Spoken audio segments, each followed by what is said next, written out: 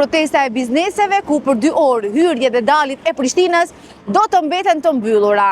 Nga Oda Ekonomike e Kosovës kanë thënë se përmes kësaj proteste janë duke shprehur prakënaqësitë e tyre lidhur me procesin e daljes së bizneseve në tregun e lirë të energjisë elektrike.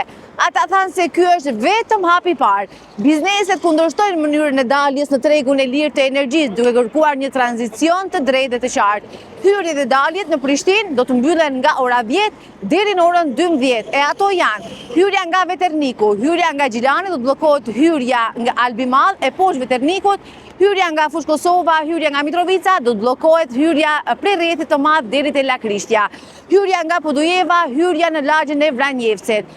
Për më shumë informacion, qëndroni me Telegrafin, sepse do të kemi dhe informacione e shtesë dhe të pronocimeve të atyre që organizuan këtë protestë.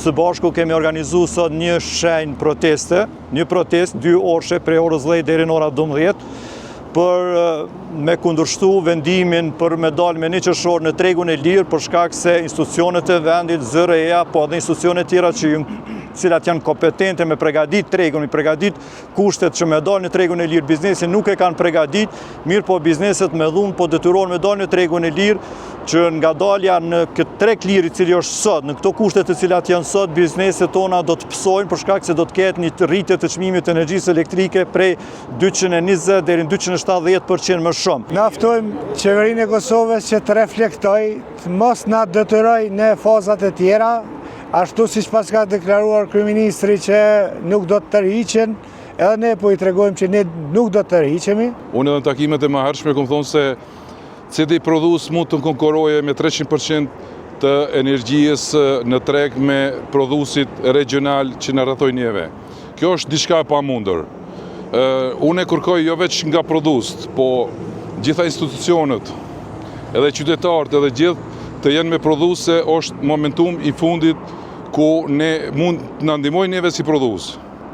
Për ndryshe, po s'na ndihmojnë, besoni se gjithë do të falimentojnë. Ne jemi pro liberalizimit të tregut të energjisë elektrike për arsye se kur është krijuar ligji, kur është miratuar ligji, qëllimi ka qenë që bizneset kenë mundësi të blejnë energji më lirë.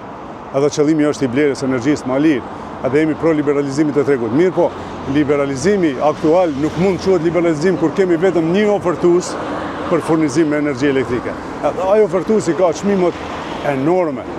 E ka një kontratë me Kekut që ja blen 25.5 euro megavatin energjisë elektrike, nga ana tjetër e oferton treg me një çmim gati 10 fish më të lartë se sa që e ble.